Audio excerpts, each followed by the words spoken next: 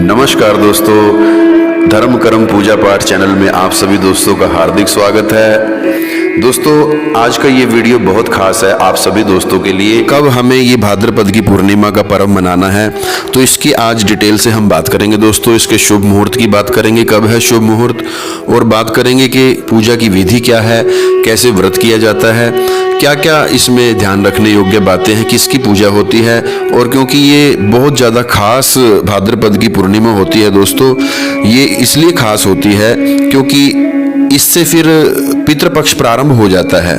ये अंतिम दिन होता है, इससे अगले दिन यानी पूर्णिमा का भी श्राद्ध किया जाता है। उसके बाद श्राद्ध पक्ष शुरू हो जाएगा, पितृपक्ष शुरू हो जाएगा दोस्तों। तो पहला जो श्राद्ध किया जाता है पूर्णिमा को ही किया जाता है। जिनकी मृत्यु पूर्णिमा को हुई है तो उनका श्राद्ध पूर्णिमा में किया जाता है, तो इसलिए भी ये खास है।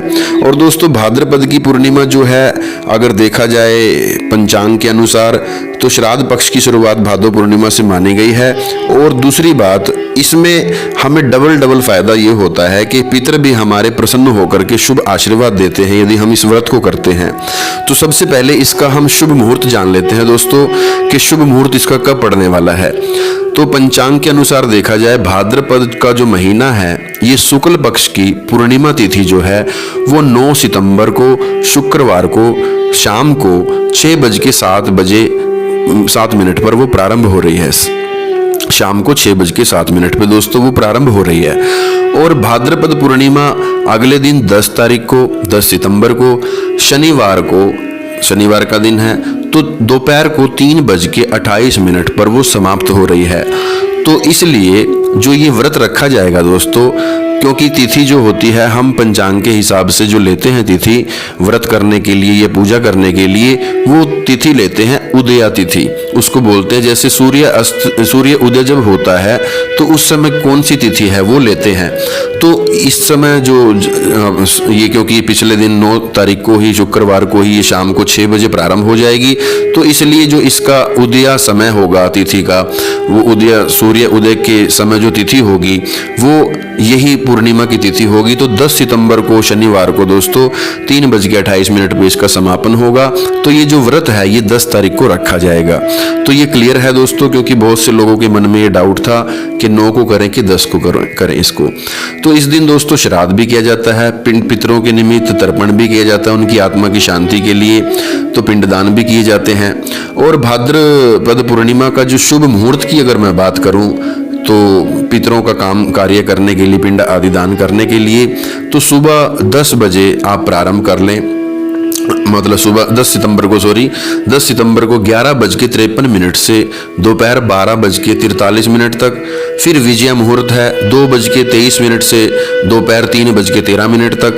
फिर उसके बाद अमृत काल मुहूर्त है, वो 12:34 से और देर रात 2:03 तक चलने वाला है दोस्तों।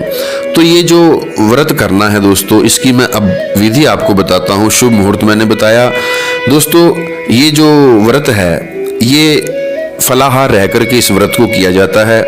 और इस व्रत में धार्मिक मान्यताओं के अनुसार भाद्रपद पूर्णिमा की जो पूजा की जाती है वो सत्यनारायण भगवान की इसमें पूजा की जाती है। वेद शास्त्रों में वर्णित है कि किस प्रकार से हम भगवान सत्यनारायण की पूजा करें पूर्णिमा के दिन।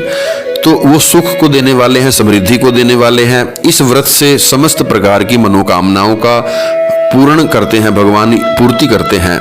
तो दोस्तों, इस व्रत को जो भी रखता है, धन धान्य की उसको प्राप्ति होती है, लक्ष्मी की प्राप्ति होती है, और संतानहीनों को संतान प्राप्त होती है, विद्याहीनों को विद्या प्राप्त होती है। इस प्रकार भगवान लक्ष्मी नारायण की कृपा उनके घर पे बरसती रहती है, जो इसको विधिवत सत्यनारायण भगवान का व्रत व पूजा करते हैं और कथा को श्रवण करते हैं। दोस्तों, इस दिन सुबह जल्दी उठ जाना चाहिए, सूर्य उदय से पहले उठ जाएं और उठ करके स्नान करें। किसी पवित्र नदी या सरोवर, तालाब, कोई आसपास ऐसा तीर्थ है उसमें आप स्नान कर लें। अगर ऐसा नहीं है तो नहाने वाले पानी में थोड़ा गंगा जल मिला करके स्नान कर लें। और उसके बाद भगवान सत्यनारायण की विधि पूर्वक पूजा करें, भगवान से प्रार्थना करें कि मुझे बल दें, मुझे तेज दें और इस व्रत को मैं संपन्न कर पाऊं।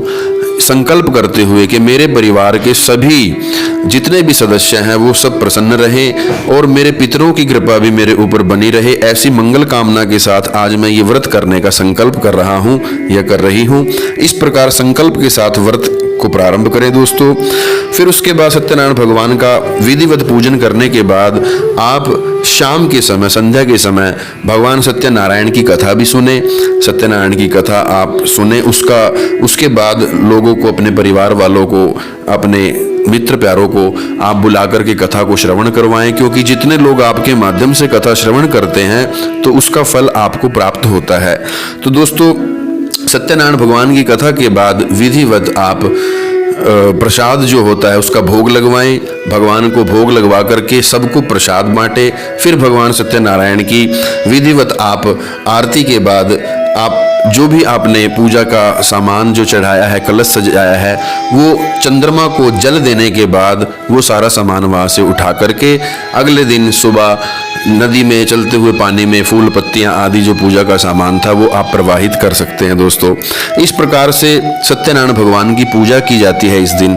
और ये विशेष रूप से शुभ फल देने वाले देवता हैं सत्यनारायण भगवान। लक्ष्मी नारायण की पूजा इसमें बहुत भाव से की जाती है। ओम नमो भगवते वासुदेवाय, इस मंत्र का जाप किया जाता है दोस्तों। ये मैंने आपको बताई। इस दिन आप ब्राह्मणों को भोजन करवाएं या किसी जरूरतमंद को, किसी जो कोई भूखा है उसको आप भोजन करवाएं। दोस्तों, उमा महेश्वर व्रत कथा के बारे में भी कहा जाता है, उसमें भी आता है कि मत्स्य पुराण के हिसाब से उमा महेश्वर व्रत का उल्लेख आता है। तो उसमें लिखा गया है कि एक समय महर्षि दुर्वासा जो थे वो भगवान शंकर से मिलने के लिए लौट रहे थे, भेंट करके लौट रहे थे, मिल करके आए थे। तो रास्ते में उनकी मुलाकात भगवान विष्णु से हो गई थी।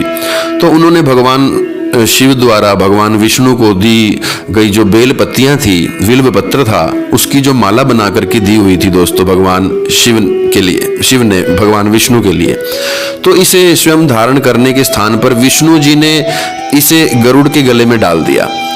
यह देखकर महर्षि दुर्वासा को क्रोध आ गया और उन्हें श्राप दे दिया उन्होंने कि तुमने भगवान शिव का अपमान किया है तो लक्ष्मी जी आपसे दूर चली जाएंगी, आपको क्षीर सागर छोड़ना होगा और शेष नाग भी आपकी मदद नहीं कर पाएगा।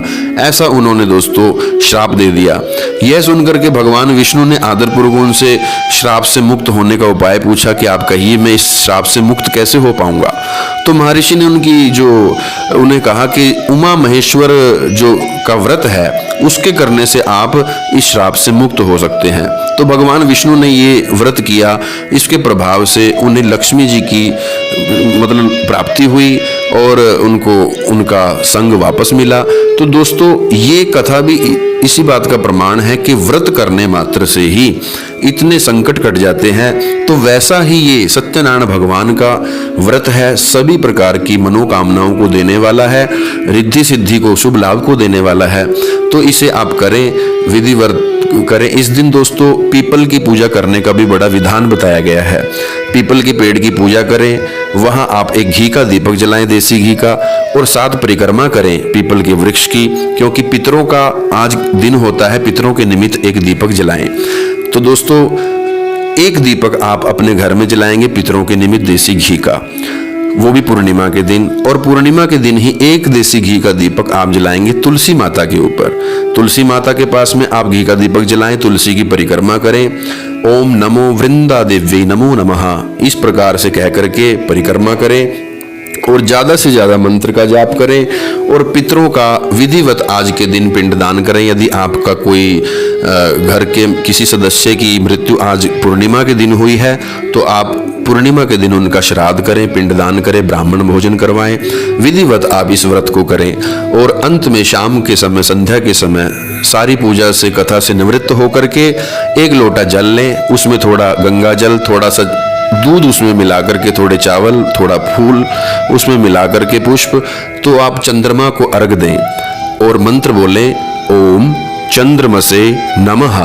इस मंत्र के साथ आप वो लोटा पानी का जल आप चढ़ा दें, अर्पित कर दें। इस प्रकार दोस्तों आपका व्रत जो है वो संपन्न होता है। आपने बड़े प्यार से सुना, सभी दोस्तों का धन्यवाद। इस चैनल को आप भी सब्सक्राइब कर लें, बेल आइकन प्रेस कर लें, ताकि ऐसी ही सुंदर जानकारियां आपको आगे भी प्राप्त होती रहे। मिलते हैं दोस्तों अगले किसी वीडियो में, तब तक के लिए हर हर महादेव, जय श्री श्याम।